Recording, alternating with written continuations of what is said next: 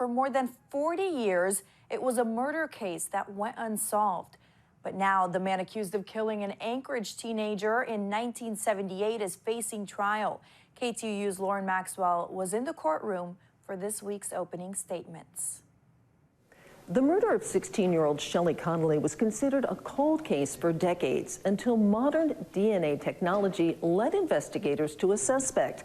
Now that DNA evidence is at the center of the trial. Shelley Connolly was last seen alive on a January night at Chilkoot Charlie's and later at a local restaurant. The next morning, her body was discovered at the bottom of an embankment at a pull-off on the Seward Highway. It's in this area right here. Not far from Beluga Point. The medical examiner ruled her death a homicide and said she'd been sexually assaulted. Obviously, Shelley can't come here today to tell you what happened to her on January 7th, 1978. But the evidence from her body tells us how she died. After years without an arrest, DNA evidence led investigators to this man, Donald McQuade. He was 21 years old and living in Anchorage when Connolly was killed. He told investigators at first he didn't know her.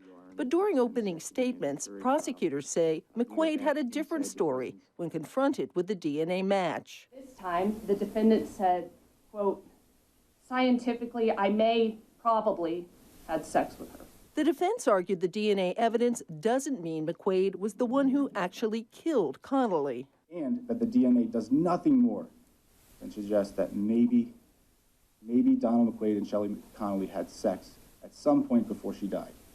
It says nothing about who killed her, whether she was raped, or who was actually with her when that happened.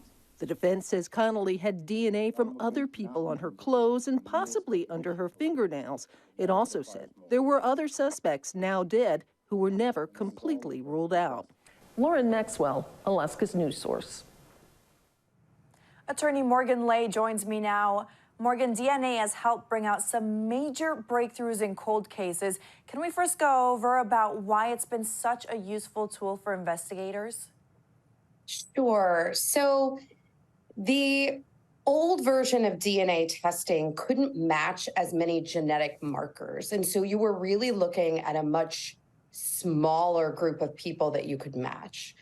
Fast forward, we now have all of these private databases like 23andMe, where there are so many more genetic profiles being voluntarily uploaded by just the general population.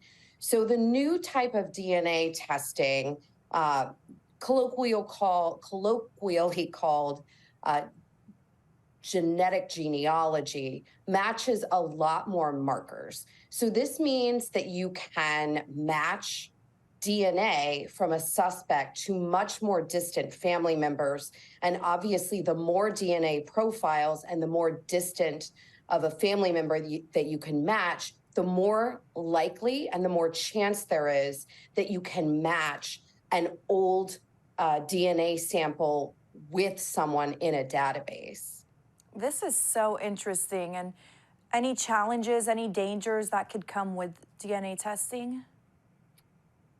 So obviously, when you're uploading your genetic profile into a database, you do lose some level of control as to how it could be used.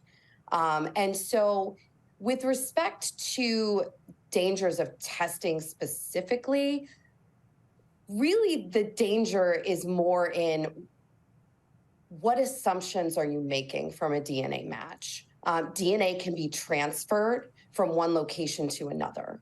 And so, for example, DNA on clothing can be transferred to the body, even if a person didn't physically touch someone, maybe rubbed up against them, that could also be transferred to the body.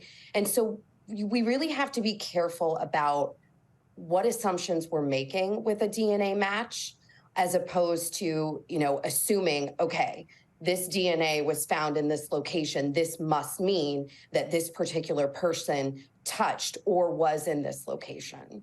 Yeah, there's still a lot more that goes into it. Attorney Morgan Lay, thank you so much for joining us. Thanks for your expertise. Absolutely. Thank you, of course. Have a great one.